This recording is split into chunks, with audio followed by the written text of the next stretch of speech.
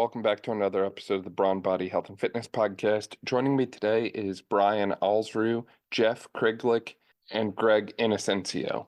The four of us are going to be discussing strongman training. So Brian, Jeff, and Gregg all share a background of competitive strongman training, and we dive into how they got into strongman, what their training looks like, what they look for from a healthcare provider, and how you could get into strongman training yourself.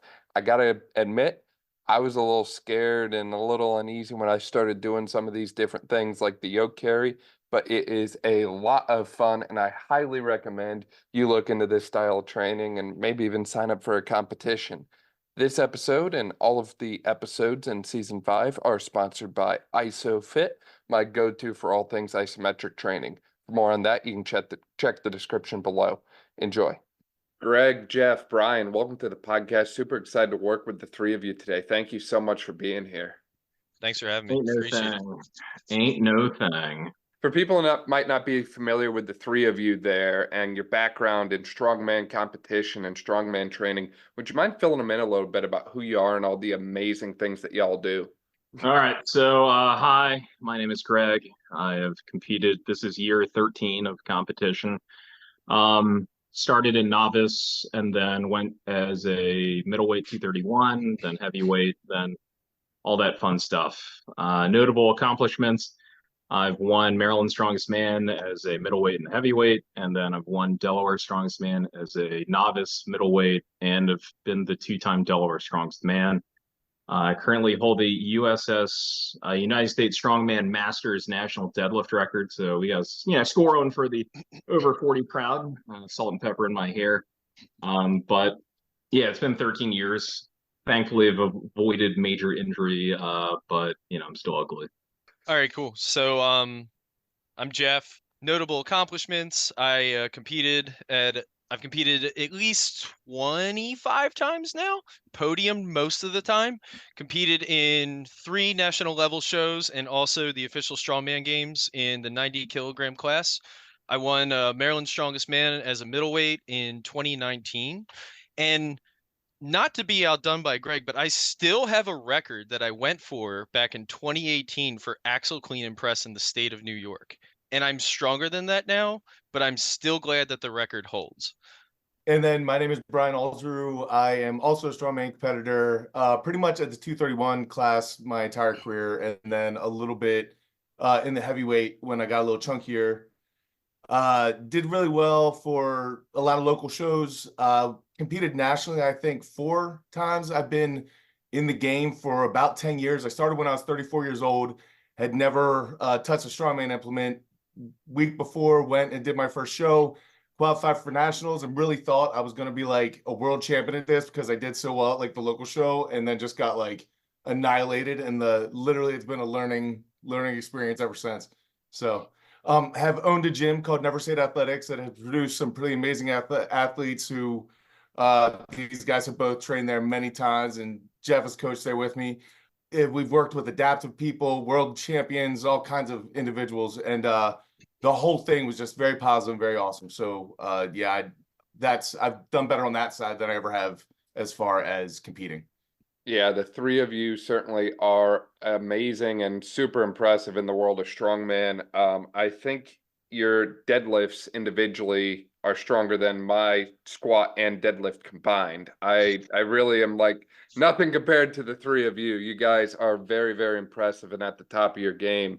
And I think it's interesting how you all have kind of unique backstories and experiences as it relates to strongman that way. And I really want to know, what got you into strongman training, and, what kept you in strongman training as well. What kept you involved in that, because it's kind of a unique sport unlike anything else. And I found from the month or two I've done of it so far that it's a lot more challenging than I thought it would be. All right, I guess I'll lead off here.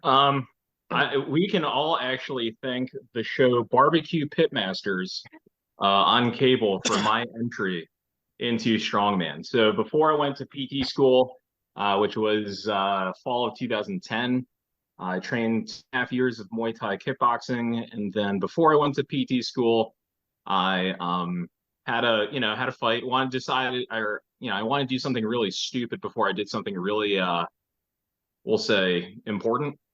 So did that, moved to the Eastern Shore from the Baltimore area, and then found out that there's no gyms over there that trained Muay Thai. So I was going to the gym. My wife and I were watching Barbecue Pitmasters. We saw that there was an episode of the Diamond State Championships out there in Dover. We looked it up, and it was like, oh, Delaware Strongest Man was held the same day. Hey, Greg, you should do that.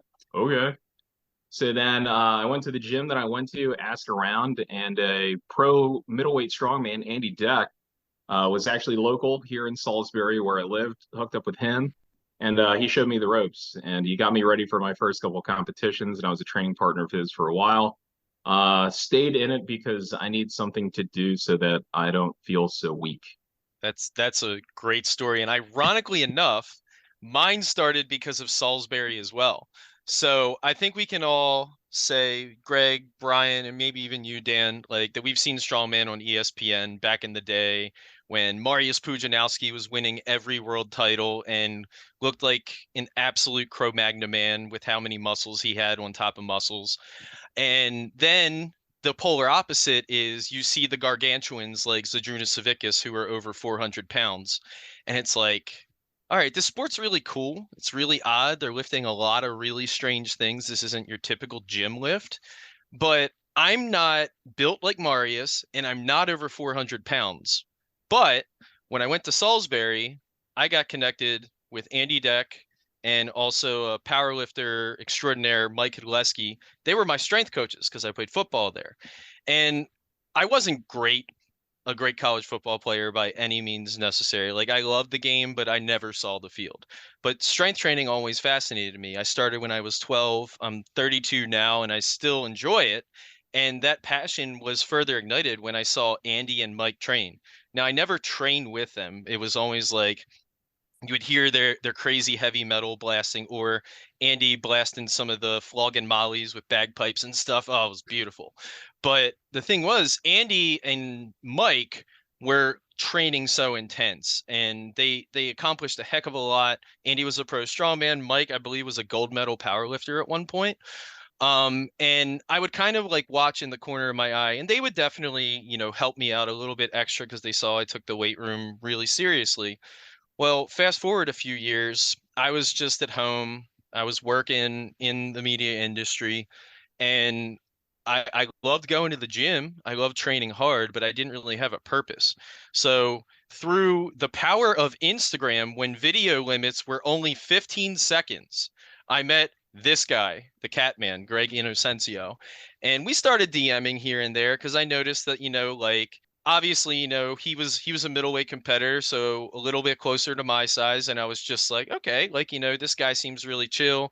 He's really willing to help me out. And at the time I had been going through like just some really awful mental stuff. And I was like, you know what? I need to find a new purpose. So at that point, sorry to get a little dark there, but I had to go there because that's my journey into strongman.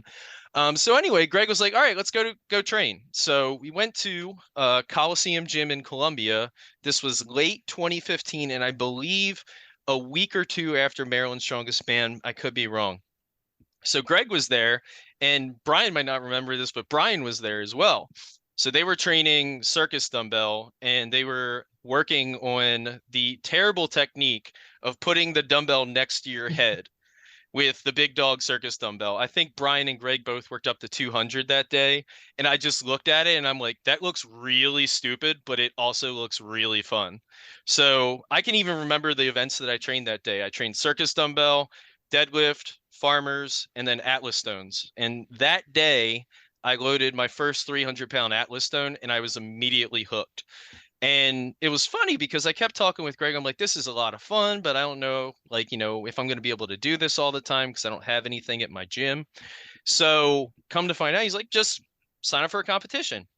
Signed up for a competition. And I could have gone into the novice division, but Greg was like, nah, you're ready. You should just go. And it was the best decision I could have made I ended up podiuming. Nikolai, who coached at Never Say It along with me and Brian, he got second, and another competitor who is a really damn good 181, 198 guy, Faisal, he ended up winning that contest. And the thing was, like, everybody was super receptive. Everybody was willing to help you out, pick attempts, give you tips. And I'm like, this is a community, and I love this.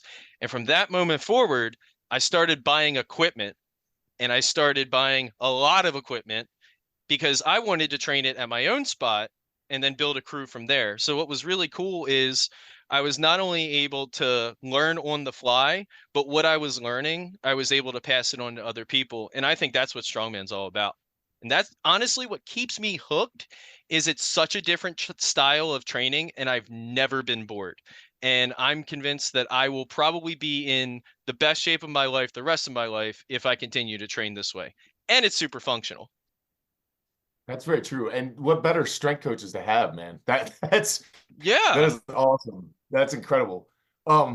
Yeah, I actually got into strongman because Mike Jenkins, who was if you're from Maryland, like, you know, Mike Jenkins, because he made it on ESPN and was doing the strongman thing, and we were all like amazed, like someone from our hometown was there.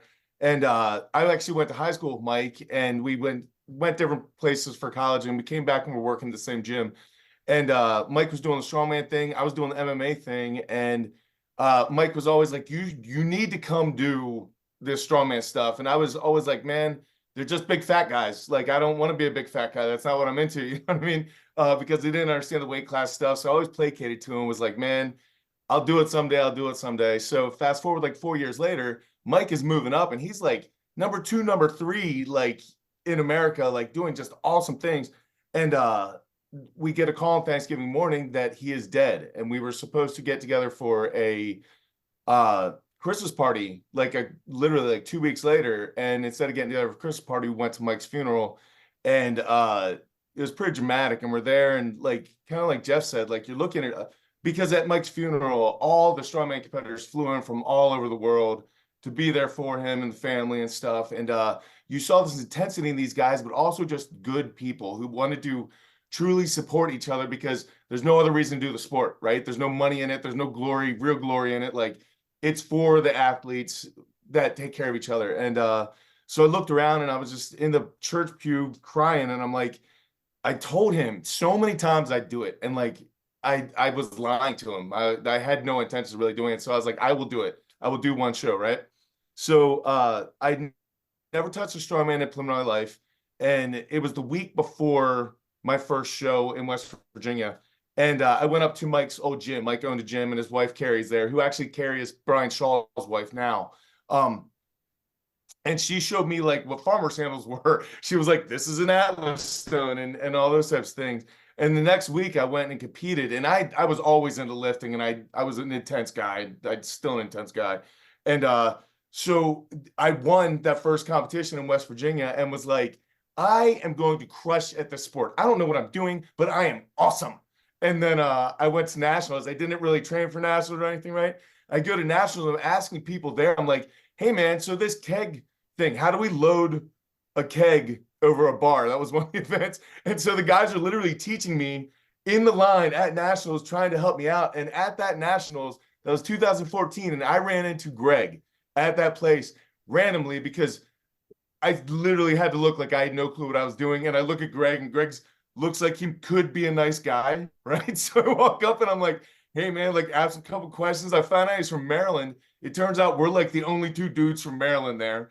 And like, we hit it off. We were friends. We ended up going to Maryland Strongest Man the like next 2 weeks later or something like that.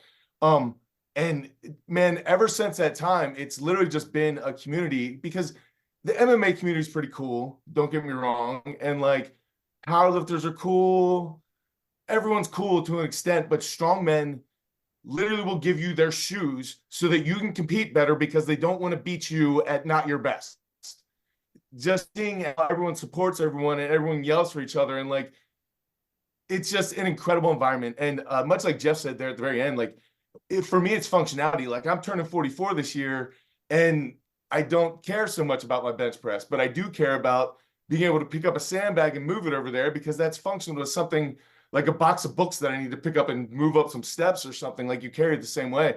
And I just think for longevity, like people need to do more strongman movements because they help with everyday life, whether it be carrying your groceries or picking up your kid out of a car seat. Like everything that you do, it trains you to move things that do not want to be moved in really cumbersome positions.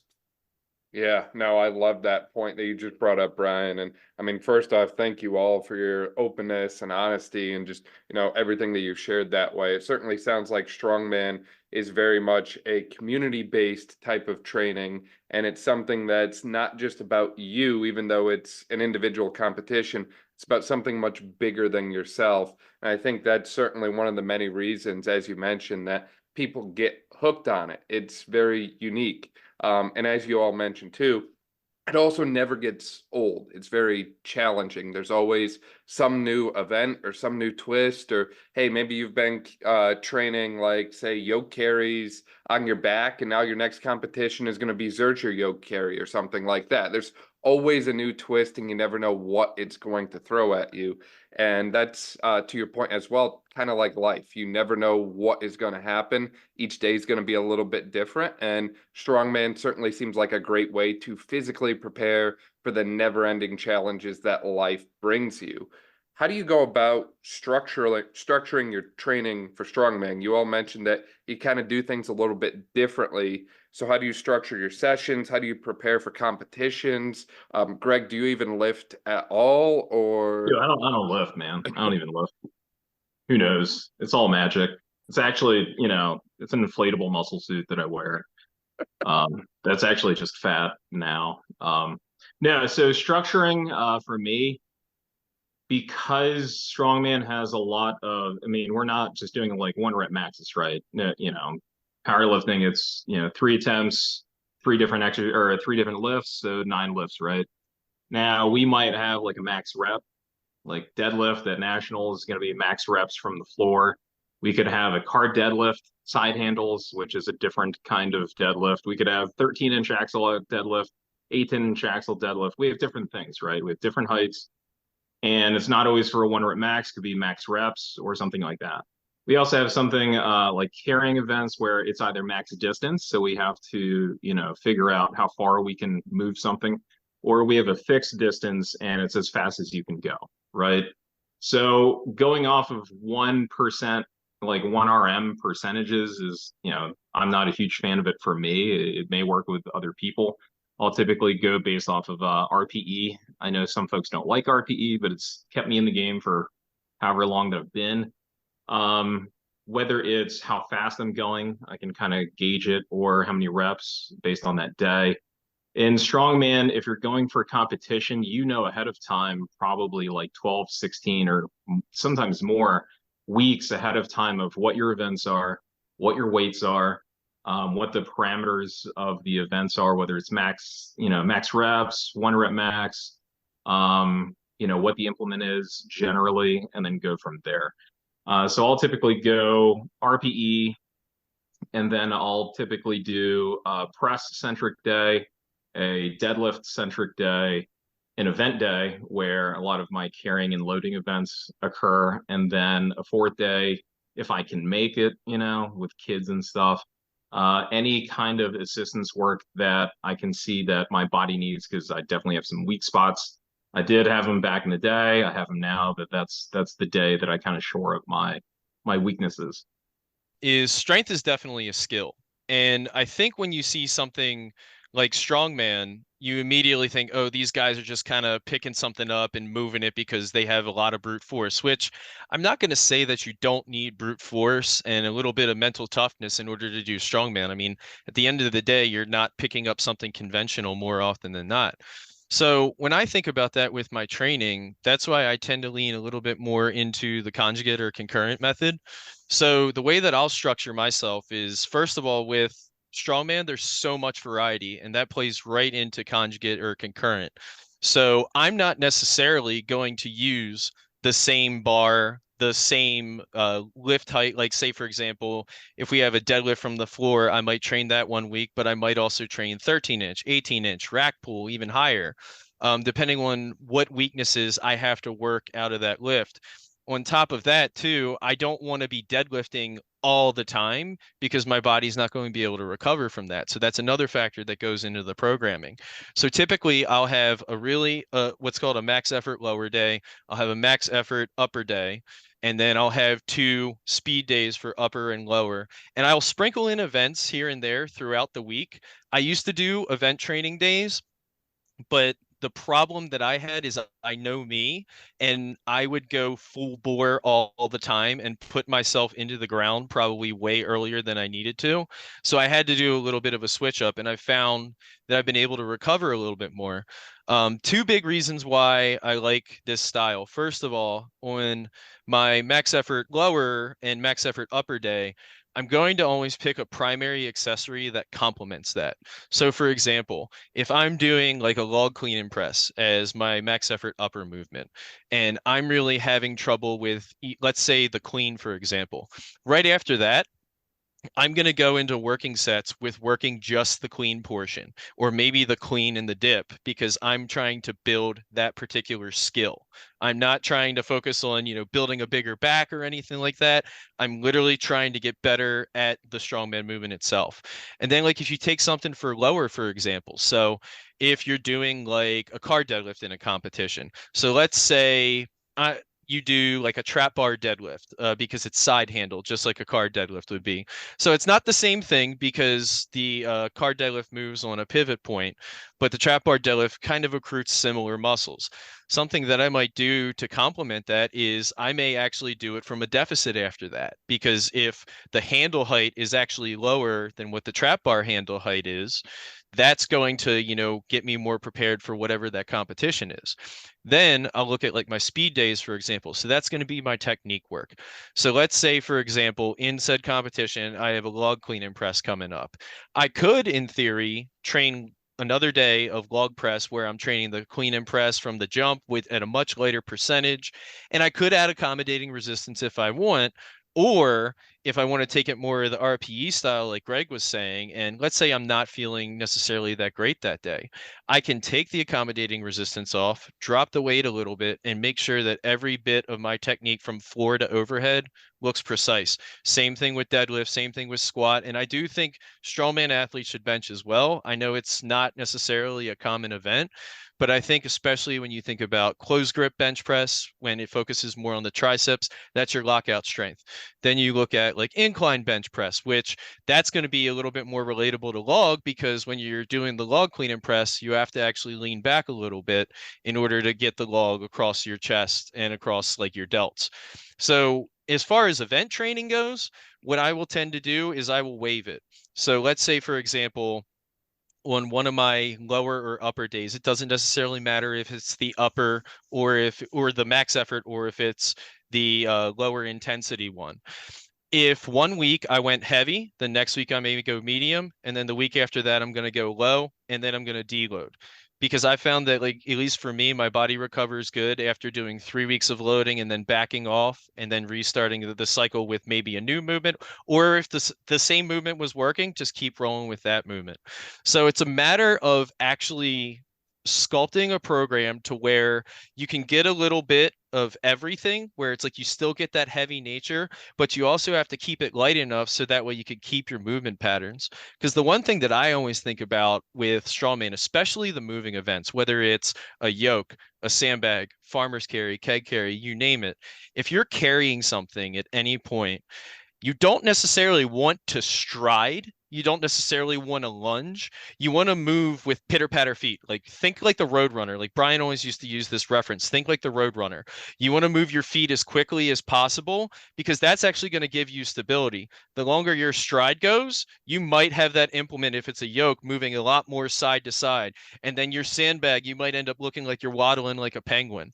So those are the little intricacies that you have to pay attention to when you're waving everything. Because realistically, if you're trying to go heavy, heavy, heavy, then deload, you're not going to get the results that you want on week 2 or week 3. You might be able to get away with it 1 week, maybe 2 weeks, but by the end, you're going to be like, oh, I feel really run down.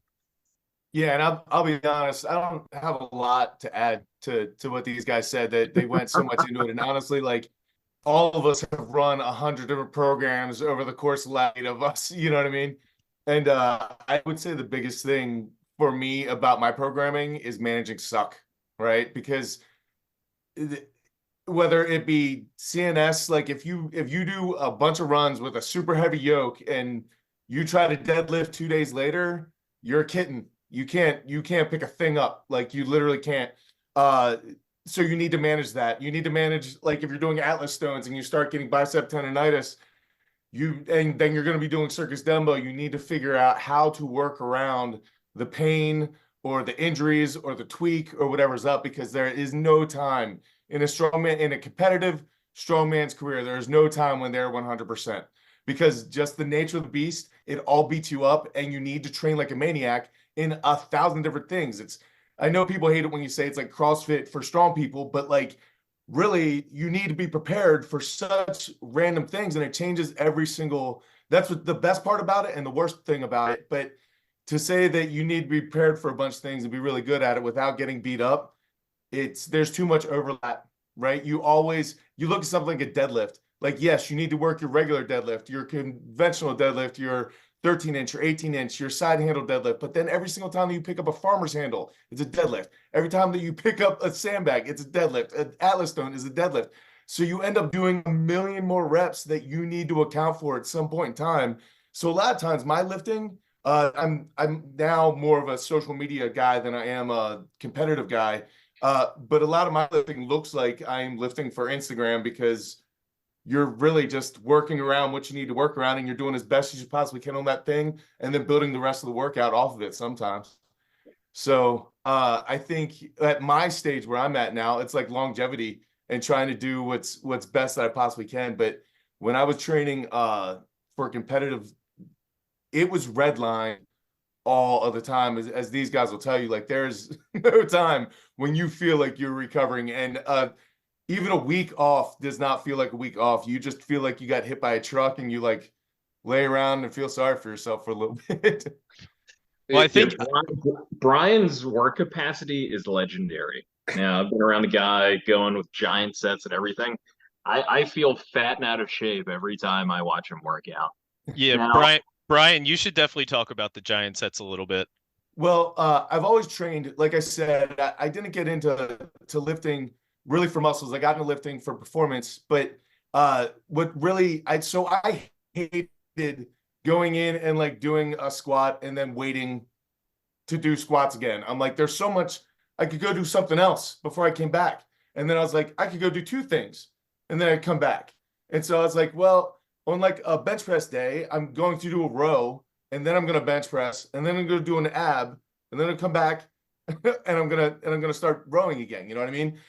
So it just basically, I've always trained in circuits, because I always had too much energy to just be like, oh, I'm going to sit around, and I'm not like a jump on my phone guy, and I'm not like a really even talk during workouts too much, unless I'm based around talking, you know what I mean?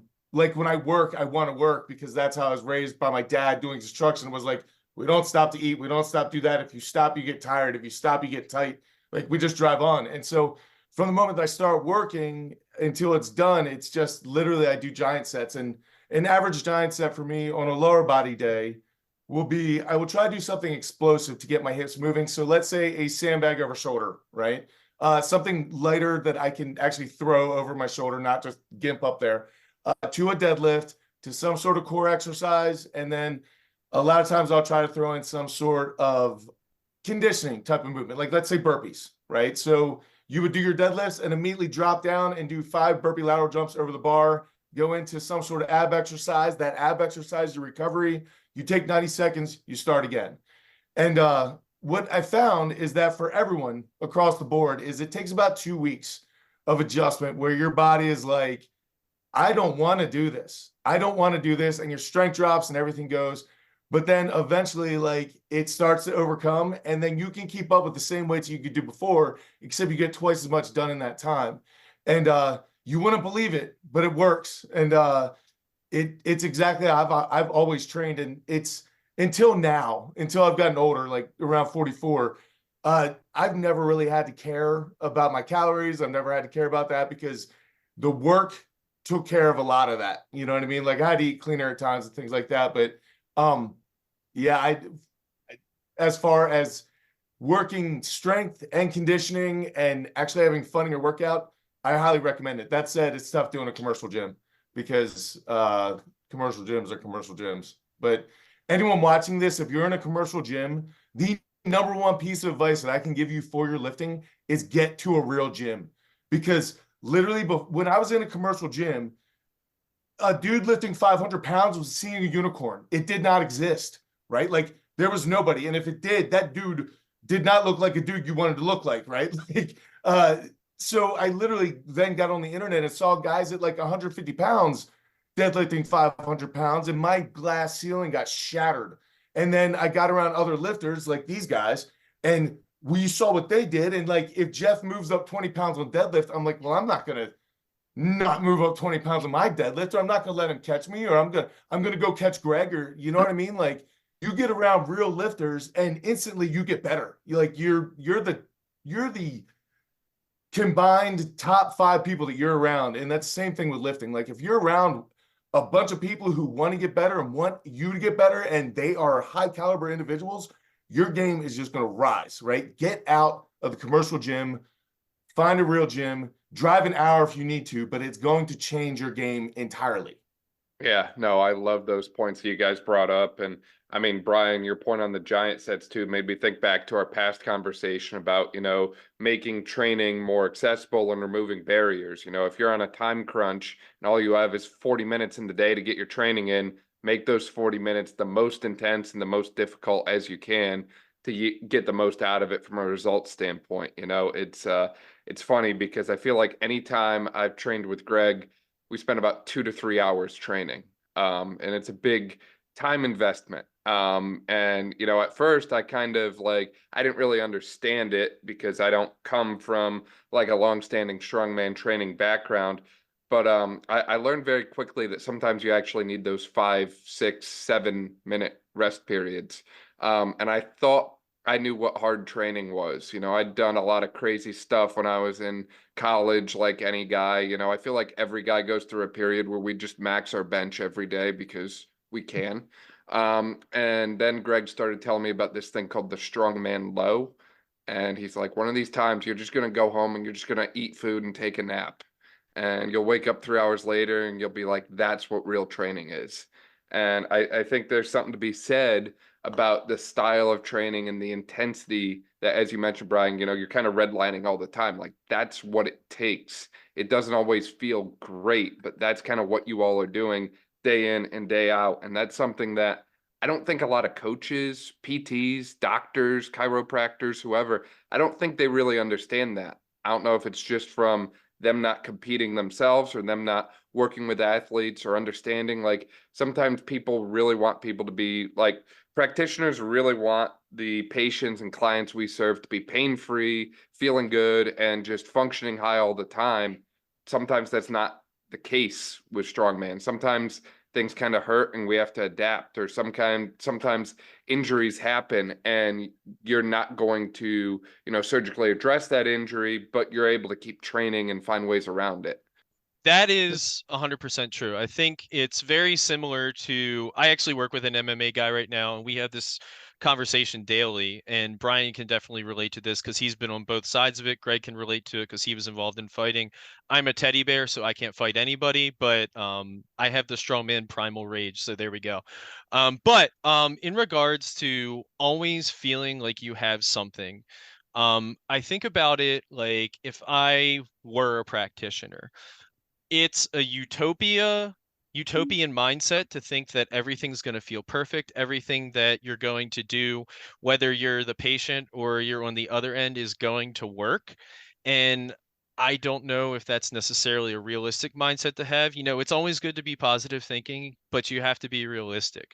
So especially with strongman, the thing that I think about more than anything else, and especially from somebody who's dealt with injuries, is you have to know how to auto-regulate your training. So that's why these guys can assess to it. Don't get me wrong, percentages are great, but sometimes it's not always there. So for example, if you've got like even a 70% day, and you're working up when your warm-ups and it just feels like absolute garbage. You got to punt. You got to call an audible. You got to figure something out on the fly to essentially find a win for the day. And I can tell you, working out with both of these guys, I've found a way to do that many different ways. Whenever I've worked out with Brian, for example, like he would always be a champion of trying to find a win if your main mover is not going well, of trying to find it through either a big movement that's kind of complements that or through your accessory work. Like you can crush your accessory work in record time if you were doing the giant set style. Then like from Gregg's perspective, like if something's not necessarily feeling good, well then maybe we should actually, lighten the load a little bit and see if we can get some good speed on this yoke carry, for example. And I had to bring up yoke because Gregg hates yoke. I hate But it. anyway, and then I think about it for myself, like I can tell you, like, especially dealing with the injuries that Strongman will bring, whether it's something that is major or something that's small, as you're doing the movement, the worst thing that you can do is to continue to do the exact same thing that got you hurt. And the problem is with, strongman, especially when you're put up against like a 60-second clock, sometimes 30 seconds if you're doing max effort attempts, like 1RM deadlifts, the pressure is on. So you hit the fight or flight mode and almost everybody will hit the panic button. What true skill comes to play is, do you have the patience to take the step back? So if you go into the gym and let's say you slept 5 hours the previous night instead of getting the 7 to 8 like you should, let's say you didn't necessarily eat as much as you needed to, or you ate like crap, and then you come into the gym the next day and you feel like a slug. You have to call the audible early and you have to be able to recognize it. Now, I'm not going to say that's going to be something that's easier said than done, because it isn't. I mean, you need a lot of experience in order to figure that out. Especially, it's a lot harder for newer lifters because they're seeing all the beginner gains. But when it comes to something as serious as strongman, if you're going through your warm-ups and things just feel like absolute crap, just go with the lighter version that day and just take it on the chin. Just be like, I don't have it today. Because if you just keep trying to redline, you've had those injuries before, you might start developing new ones. Yeah, I mean, from a provider standpoint and from an athlete standpoint, I'm going to say that injuries happen. A lot of athletes, when they're getting ready for a competition, rarely are we ever 100%, or maybe like at best 95. There's a couple things that, something nagging came up and we didn't address it, but we got to do it. Now, a lot of times when it comes to injury or just feeling like crap, right? Or feeling great, conversely, both sides of the coin, your preparation is key, right? So if you don't get good recovery, you don't get good sleep, you don't get good nutrition, and if your mindset's not right, chances are the probability is you're not going to have a very good training session, right? If you get 4 hours of sleep and you're, knocking back some 2 for $3.99 McChickens, like, at age 40, it ain't happening that great, right? I did not prepare properly for what it is that I need to do physically, and that can get me in trouble. I think from a provider standpoint, being someone that, has competed in a couple of different ways, I can empathize a lot with athletic population patients, right? Because, I mean, I may not sound like it sometimes, but I know what it's like to train hurt. And I know what a season, like a 10-week block of training, and I don't feel the best, but I'm going to gut through it, right? And if something kind of comes up, I can work around it because, my background, all that. But you need to know that if you get hurt, you don't have to stop lifting. You can still train. You just have to be smart about what you're doing. Now, having said that, training in strongman and strength sports and some of Muay Thai, there comes a time where, is this something that's really painful to the point of injury, or am I looking for a way out, right? I think training really hard things, no matter what it is, right? Strongman, fighting, running, marathons. I'm not running a marathon. Screw that. I'll drive a marathon. But doing really hard things, will improve someone's grit and someone's mental toughness. Now, you can get that to a point where you can kind of make that determination of, okay, I've been there before. This is something that it's like a yellow flag, something that needs to be monitored, but we're not in danger quite yet.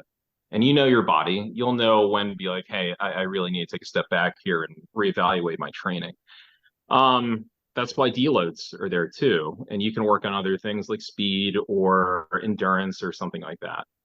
Typically with Dan, going through the strongman low, those 5, 6, 7 minute, things, I was gearing up for a max deadlift in New York. So my rest times were a little bit bigger to, kind of mirror the competition, parameters. But, the higher your workload, the better you are cardiovascularly, the better your muscular endurance are, the more in shape you are, the less prone you're going to be to injury. Now, having said that, as I've gotten older with 2 kids, I probably could have taken better care of my body. I'm pretty heavy, but I'm the heaviest, but I'm also the strongest I've ever been. But that doesn't necessarily translate to doing well in my sport of strongman. There's certain things that I personally need to improve on. And going into nationals 16 weeks from now, I got some weak points that I need to shore up. I think also as a beginner, like when we talk about percentages and stuff, a lot of things are like hit whatever for amount of reps, like 70% for 5 reps or whatever.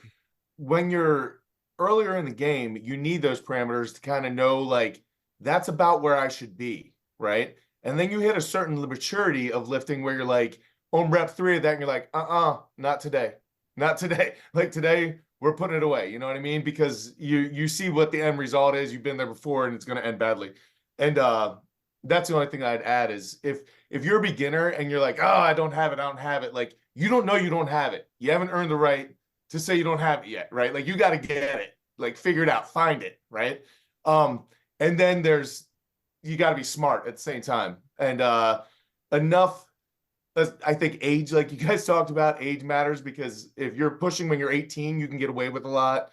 When you're pushing when you're 50, it's going to be a little different, But yeah, just being smart, but definitely don't call it in more often than not, because it becomes easy to become a habit of like, oh, well, I gotta be careful of that shoulder. That becomes easier and easier to do the more you do it. So Yeah, and that's something I feel like a lot of people get trapped in, right? Like something starts to hurt or not feel good, and depending on where you go, you're probably going to get told to just stop doing it, right? Like there's a lot of clinicians I've seen in the past. I'm not going to pick on one discipline in particular, but across the board, I've seen a lot of patients in the past who just get told, yeah, just don't do it anymore. Like, yeah, just give up running, just give up lifting, or, just give up that certain strongman lift. You don't really need to do it that much, right? It's causing you pain, just stop.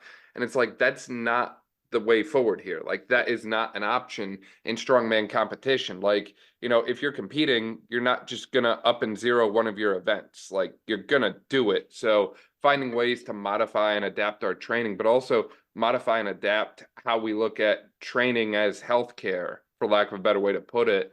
Finding ways for us to improve how we go about providing for the strongman population, I think should be something on everyone's radar. And again, that has applications beyond just strongman, but in general, I've just stopped and think a lot lately that, we could do a lot better for the people in front of us, and just sitting there and telling them to stop doing stuff or not do things just because they hurt a little bit or they're sore or they're achy. I just don't think that's the path. I do agree with Gregg's point about, like, yes, it's important to, have someone monitor things, have someone confirm that, it's minor things, not major things that we're starting to feel, but we shouldn't just shy away from people doing things that are good for them, good for their sport, good for their competition, good for their mental health, just because it's starting to get a little bit pissy, for lack of a better way to put it. No, that's 100% true. And I can tell you, especially going through the process of getting PT as a patient, like the thing that I enjoy about my physical therapists, Dr. Sarah and Dr. Zach, is they push me.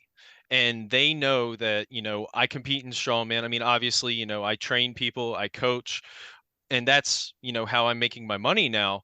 And I need to be able to not only do that, but if I'm not able to compete in strongman, I'm not going to be full.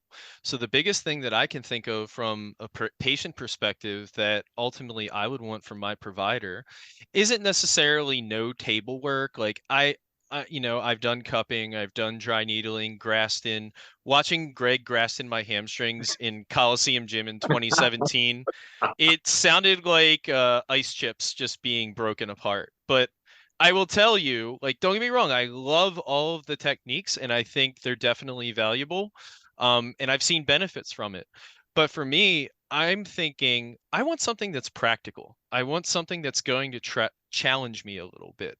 Because just like with training, if there's no struggle, how are we going to be able to find a way to get to progress? Because once you find that struggle, it's like, okay, now we've got something that we can work with here.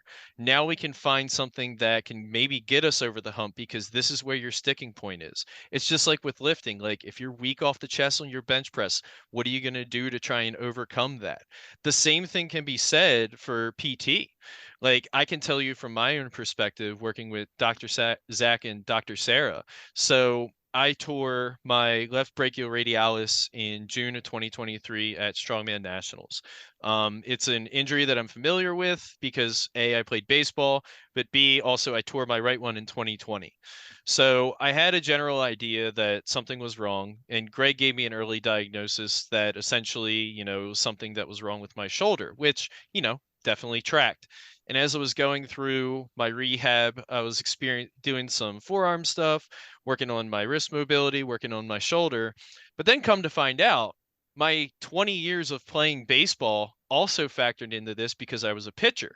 So as I'm working with Sarah and Zach and they're loading me up, and I know you love loading the sucker, Dan, because that's the thing. It's like, if you expect somebody to do like a regular body weight dead bug and to see progress from that, good luck.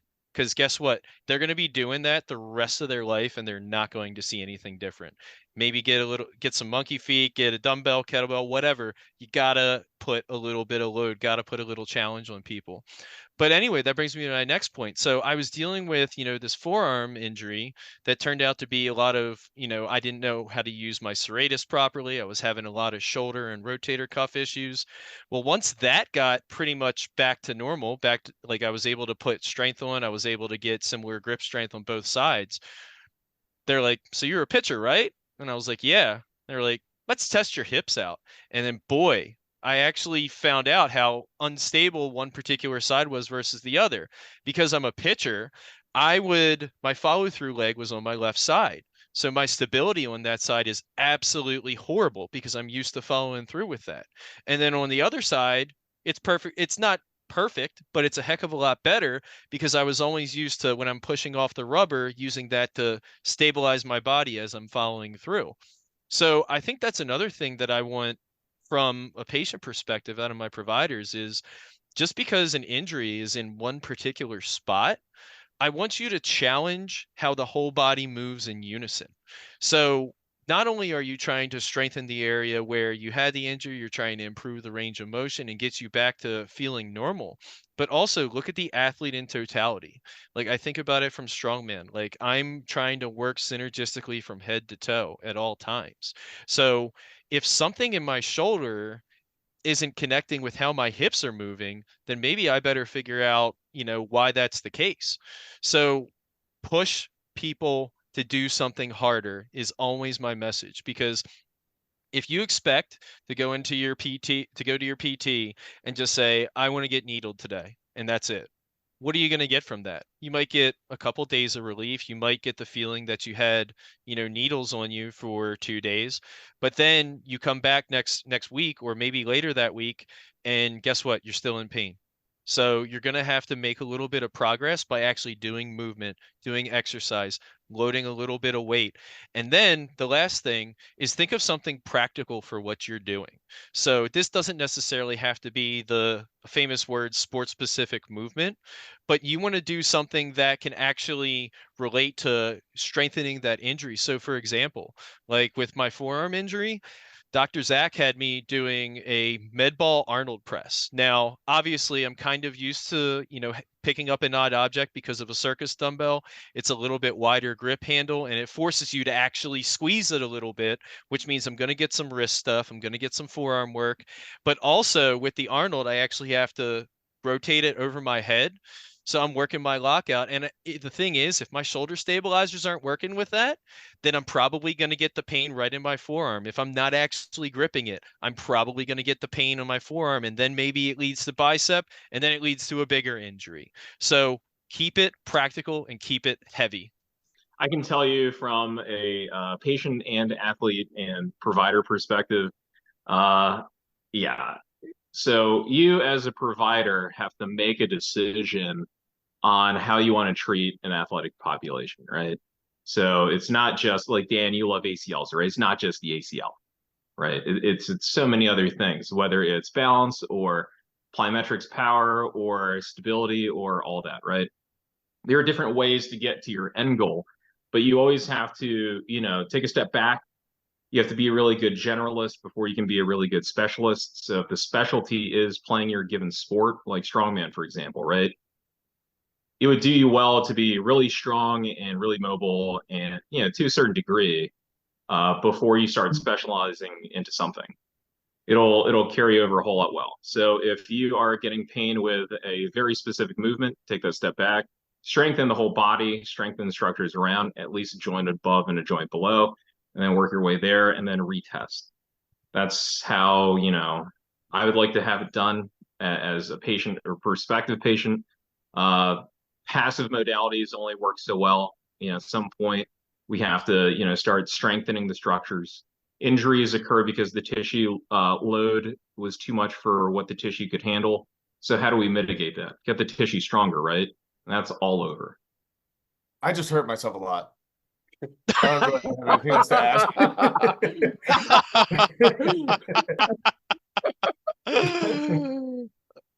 Oh my God, that was great. Play Johnny Cash hurt right now. Yeah. I'll add one more thing though. Like on top of everything that we just talked about, I think you also have to look at how if you're a provider and even if you're a patient, like look at yourself and look at how you move on a day-to-day basis. How do you go down and pick something off the floor? Do you actually like just bend over at your back? Do you actually squat down, use your knees, hinge a little bit?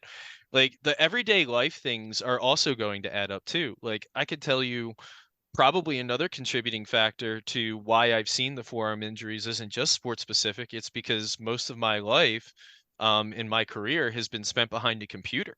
So I'm doing the clicking, the typing, and I'm constantly in that position. You have to think about those other lifestyle factors too. Like not just as a your provider shouldn't be solely responsible for that. You have to think about that as a patient where it's like, all right, am I just, getting strong in the gym and not actually moving well anywhere else? Like once I'm done, working out really hard at the gym, am I just sitting around all day, not doing anything? Maybe that's why you're starting to develop all these other things. So I think lifestyle factors also have to be considered too. And it's like, you may want to look at how you're sleeping, how you're getting up in the morning, like how you're walking around, how you even go to sit down on a chair. Like that could be something that, you might have to, bend a certain way in order to get there. And it's like, but that's not right. So you also have to take a step back and think about day-to-day life activities too. Yeah, and you don't need to be a healthcare provider to do that. You can be the strength coach working with an athlete who does that, right? Like, correct. To your point, Jeff, right? Like you had a 20-year history playing baseball. Like if I'm a strength coach working with you, I can pretty easily ask you like, hey, what sports did you play before? Oh, you played baseball. Wow, that throwing arm's probably going to be a lot different than the non-throwing arm. Plain and simple, in a lot of sports, asymmetries are okay. Baseball is one of them. I want my throwing arm to be different than my non-throwing arm. But I've noticed in strongman, you can't just do everything with one hand or with one leg. You kind of need both to carry the load equally. And I've also noticed, to your points, that there's not really like one muscle worked, right? Like, in the yoke carry, it's not just like, your quads and your calves. With the log clean and press, it's not just like your quads and your shoulders. It's like you work like every muscle in the body all at once. I think Brian mentioned CNS fatigue earlier, and I think that's where it comes in, is like you have to literally have everything firing, have the entire system tense and stable all at the same time. I think that's something that, we, to your point from earlier, Jeff, we often forget is like, we think the shoulder hurts because it's the shoulder, not because of like, lack of stability at the lower back or something like that. So really taking the time to strengthen and load the entire system, I think is absolutely essential. Look at the entire system. And, off of that too, I think Brian mentioned earlier about, the new person into strongman, or the newbie, for lack of a better way to put it. I mean, if I was coaching someone, and, I'm not doing this in strongman, but if I was, like, I would imagine I'd want some kind of general assessment of what they're coming to me with on day one and what their background is in strength, because, if they're going to be competing in 6 months and their competition weights are in the 400 or 500s and the heaviest they've ever lifted is like 275, then we have a lot of freaking work to do to get them there. And I guess that's the last thing I really want to hear from you guys about is, say there's someone, new to the strongman world. How do they get into it from a training standpoint, or how do you recommend going about like starting to kind of build up that base? Because I've seen some people who are kind of like curious about it, but they don't really have any strength base to go off of, So what I would say is that, let me preface this. Any exercise you do, right? It could be as ugly as sin, but if you're doing it for general strength, it's okay. Like, it's okay to lift ugly. That's fine. Now, if you're lifting for performance, technique matters. Okay. There are different ways that you can leak energy in the way that you load something, the way you clean something. If you're doing it for general strengthening or just betterment, you can make that ugly lift, right? Your body will accommodate, it will adjust, and it will get stronger. Now, having said that, if you have not if your strength is like 100 pounds off of an event weight that you got, several months to prepare for, then you need to structure your training in order to, get that gap, right? And then there are different ways to accomplish that. Ugly lifting, it can help, but you got to really figure out where your weak points are and then address those weak points. When it comes to strongman lifts or events specifically, I would recommend that you find someone that can kind of run you through, or like a strongman crew. So I was very fortunate to get linked up with a pro strongman. He showed me the ways of, the most efficient way, we'll say, of doing certain movements, and then he would work with me on refining where I was from never doing any kind of clean, any kind of load, or anything like that. Having that one-on-one attention is great. It's not going to be there for everyone, and that's where the strongman community is really good.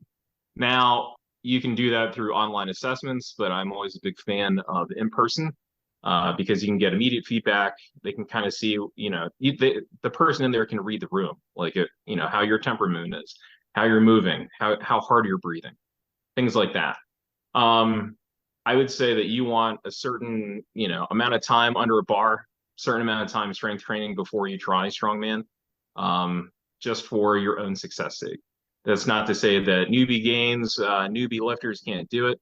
I would just say that you want to know what, hard training is like before you really kind of be like, okay, I can do this. Like, you need a certain amount of mental toughness if you want to take it seriously, right?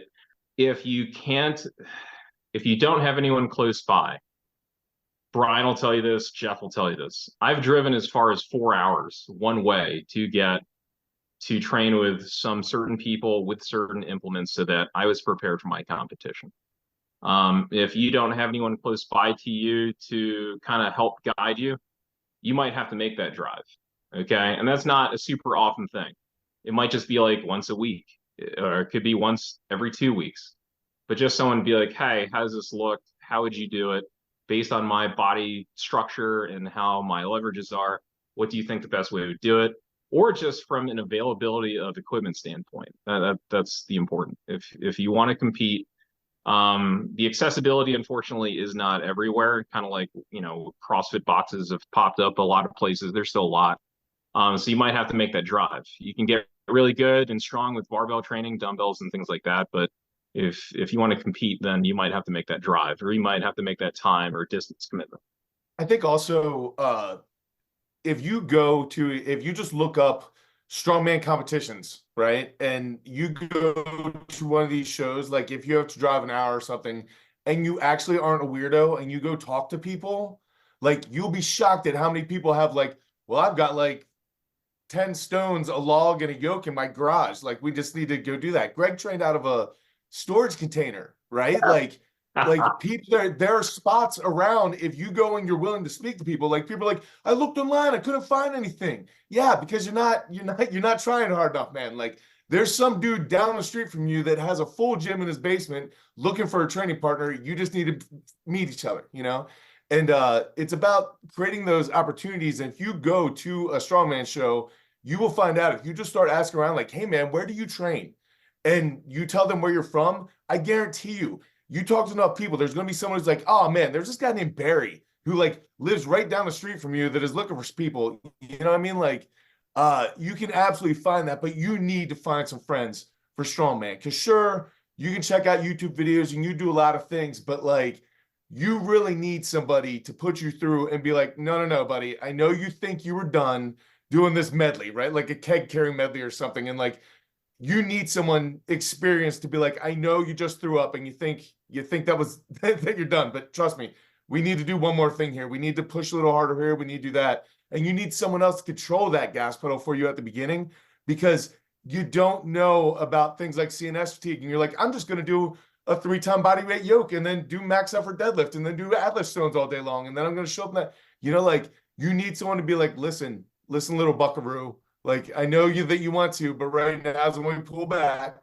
and right now is when we hit the gas pedal. You know what I mean? So I think at the beginning, like, it's great to have instructional videos and stuff, but like, you need to have a crew of guys, and you also need somebody else to pull you aside and be like, hey man, don't listen to that guy right now. That guy's got different ideas in his head than you have right now. Like you know what I mean? Like, it takes a whole family to raise a strongman, and it really, it's cool. And getting involved in the community, all you need to do is show up at a competition and start talking to people. And if you're not a weirdo, you're going to walk away with some friends that you're going to have for the rest of your life. 100%. I mean, yeah, you can buy all the equipment in the world. You can, travel to all the different gyms, but it's all about the people, man. Like, you need to have somebody that I would equate to as your peer, somebody who's on a similar skill level of you, whether it's somebody who's a total newbie or somebody who's around the same body weight that's miles ahead of you. You need to look at somebody as like an example. It's like, okay, here's where I am. This is where they are. I can get to them. This is within reach. It just may take a little bit longer journey. I also think you should compete or that are either a little bit smaller than you or a little bit bigger than you, because first of all, you're going to see how they do things a little bit differently, like because of their leverages. Genetics definitely matter. I don't care what anybody says. Doesn't matter if you're on the secret sauce or not. You are going to pick up things a little bit differently if you're built a certain way. Some people have shorter arms. Some people have longer arms. Some people have shorter legs. Other people have longer legs. So they're going to be good and bad at different lifts like that. That's why your crew needs to be a little diverse. Like, I can tell you the best crews that I've ever been around, whether it's at Brian's gym, whether it's anybody I've trained, Gregg and I have trained with together, or somebody at my own gym, it's a mixed bag. You're going to have a few really tiny girls, and then you're going to have really gargantuan guys, but they'll all come together over one particular bond just because it's a shared sacrifice. So I think the biggest piece of advice that I can give is, it's going to be intimidating at first. You're going to look at it and just think it's something that's completely insurmountable because it's something that you've never done. But I will tell you, every single person that I've done strongman with, I'm like, see, that wasn't that bad, was it? Because once you actually start to do it 2, 3, 4 times, then it becomes addicting. Then it becomes like a drug. It's just getting over that first initial fear factor that once you slam through the door and kick it down, you're home free. Getting over intimidation is literally anything that any gym newbie or beginner in this strongman has to get over, because you're going to have some struggles. You're going to probably zero an event, or like you were saying and Greg was saying, like you may be 100 pounds off of a lift. Get your barbell work done during the week, and then use the weekend or one training day out of the week that you have to train events to go somewhere, have an experience.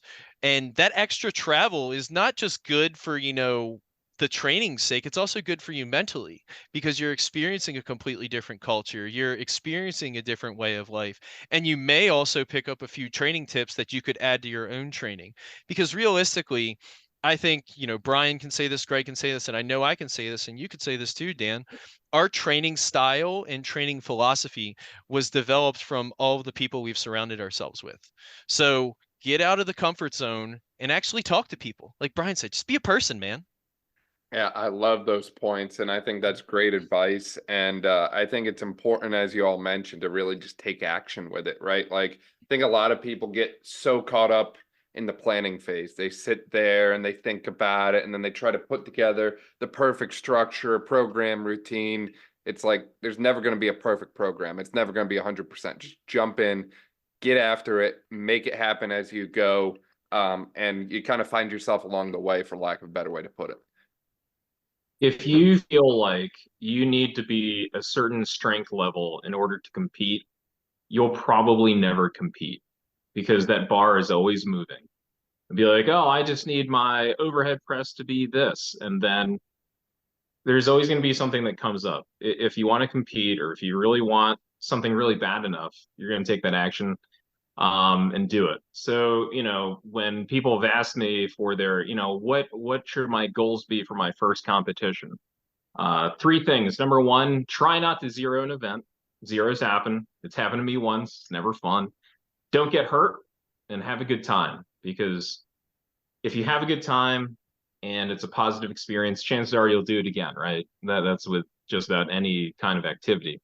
Zeroing, hey man, it happens. Like, it sucks, but it happens. But then you kind of can ask other people, like, hey, how did you, prepare for this event? How did you get ready? What kind of training did you do? Things like that. And you can get ideas, and you can always get better. Talk to people. It's weird. I know, I'm an introvert. I'm known as the cat guy. That's how people end up talking to me, is because Instagram and cats. But we'll end up talking, and I'll always get something from them. They'll usually get something from me, other than cat jokes. That's amazing. That's amazing. I feel like we covered a lot of ground and a lot of different things relating to strongman, as far as how your training looks, how you got into it, and what things look like from a coaching, healthcare, and overall sport standpoint. Do you guys have any closing thoughts or closing remarks or anything we might have missed today? I think just go try it. I mean, you're not going to regret it. It's the most fun that you're ever going to have in a gym. If you go and there's a bunch of people over there lifting Atlas stones, go over and go talk to them. Go see if they'll let you try it. And trust me, once you give it a little bit of a chance, as long as you don't hurt yourself and you have some positive people around you, like you're never going to lift the same way again, or at least you're not going to look at lifting the same way, because it changes the game.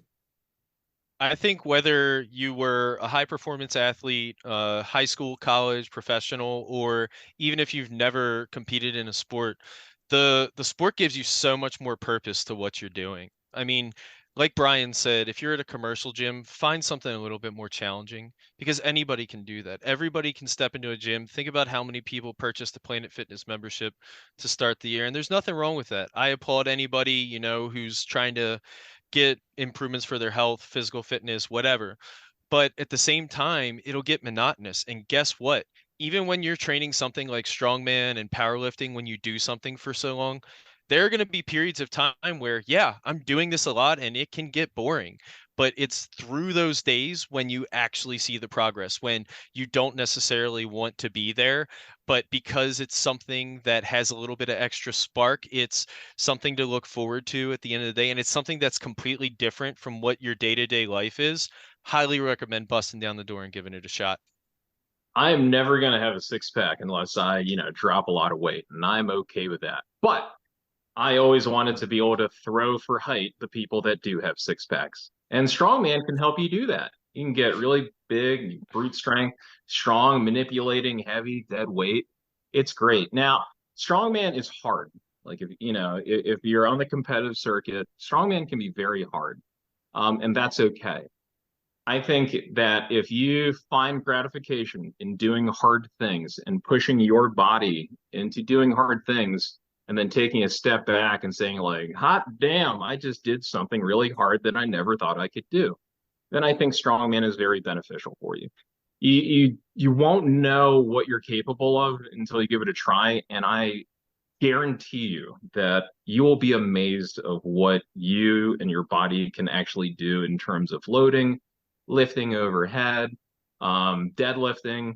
I mean, I think my favorite event's a car deadlift. It looks cool. I get to lift the rear end of a car. I've carried a car. Fred Flintstoned a car. It is one of the coolest looking things I've ever done. Was I really slow? Yes. Did I place well in that event? Not really, but I carried a car. And I'll look back and I'm like, man, that was really cool. The worst thing that you can do is say that like, it's not for me and I'll never do this. Have an open mind. Worst case scenario, you take a can of Coca-Cola and you lift it over your head because that's so depressing. I knew where that was going. I've heard it too many times. I knew exactly where it was going. You know where it's going. Yeah, The head fake is real. that had to be the most Gregg ending that could have happened.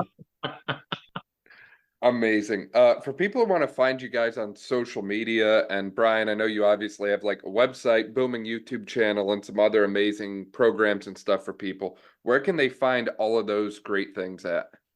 If you just search my name, Brian, Brian Alsruhe, Alsruhe, you'll find everything that I'm at.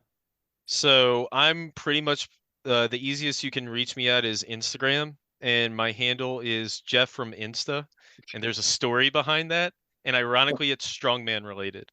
And I'll say that really quick. I was at a Strongman contest, Gregg was there, and this guy comes up to me and he's like, wow, you're Jeff from Instagram, you're really strong. And at that point I was sold. This is my Instagram name for life. And ironically enough, I'm friends with that guy today because we competed in the same weight class and it was a heck of a lot of fun. Hi, my name is Gregg Inocencio. I'm a Sagittarius. You can find me on probably the easiest way is Instagram at catsandlats.pt.